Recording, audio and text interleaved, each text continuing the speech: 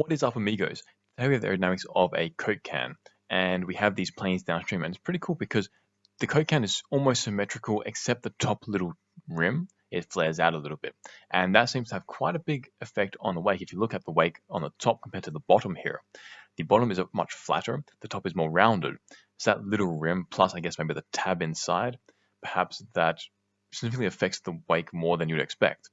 Apart from that, it is a very bluff body object, so it is very wide, the wake, and all-encompassing. It breaks down somewhat quickly, like by the fourth plane, the wake has really cleaned up itself a little bit, and it's shrinking quite quickly. These planes colored in the sub-drag show that there is a lot of drag being produced here, but there are some regions of highs, like probably around the edges. Like if you look at the third plane, you can see periodically from the left to right edges, there are these like increases in redness and then reductions in redness periodically. And the total drag of this Coke can is 0.6, the drag coefficient. So that's fairly high. However, considering how bluff it is, it's not nearly as bad as what I thought it might be. And that's probably because the edges are somewhat smooth and we have the tapering at the top and bottom. If we had a little bit of surface roughness, not like jaggedness, but roughness on the surfaces, that would potentially reduce the wake even more and reduce the drag coefficient. But as it stands, it's pretty decent. It's not too bad, not too good. The Y plane here slicing straight through the Coke can shows that there's not really a very crisp von Karman street from this axis. You can see like there is a little bit of shedding, but the top and bottom don't really interact with each other in like this typical von Karman street that we're familiar with. There's a bit more of just like this blobbiness going on and a bit more chaoticness. So I'm guessing that the flow here is probably going to be more in the z-axis, like this periodic nature, but let's look further.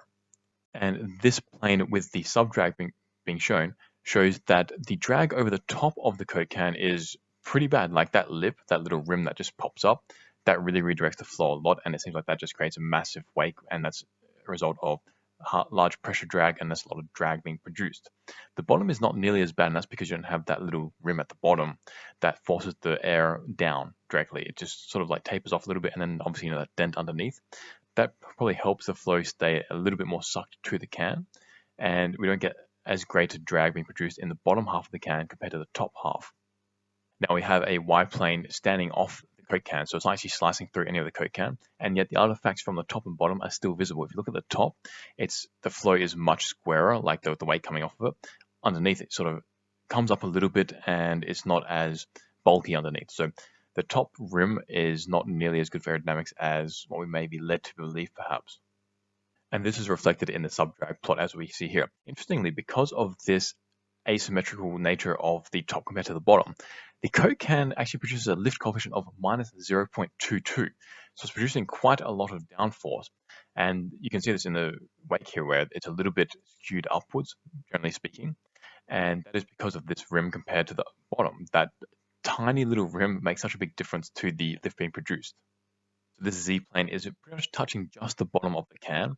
And we can see that the wake is quite bad, but not nearly as bad as the rest of the can. Like that bottom part, how it tapers down, I think is quite a neat idea.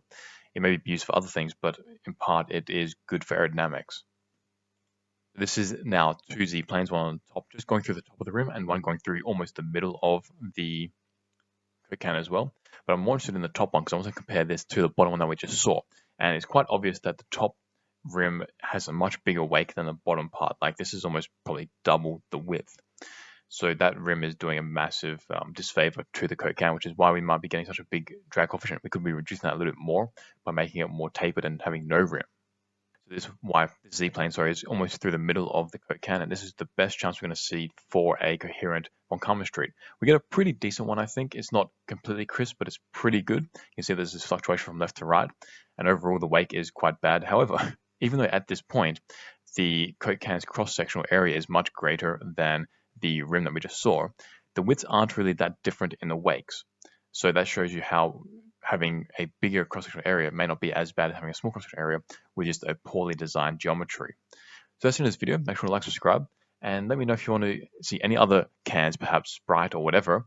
And if you want to get better at CFD like this and or theory, check out our course in the link description, and I'll see you in the next video. Peace out, amigos.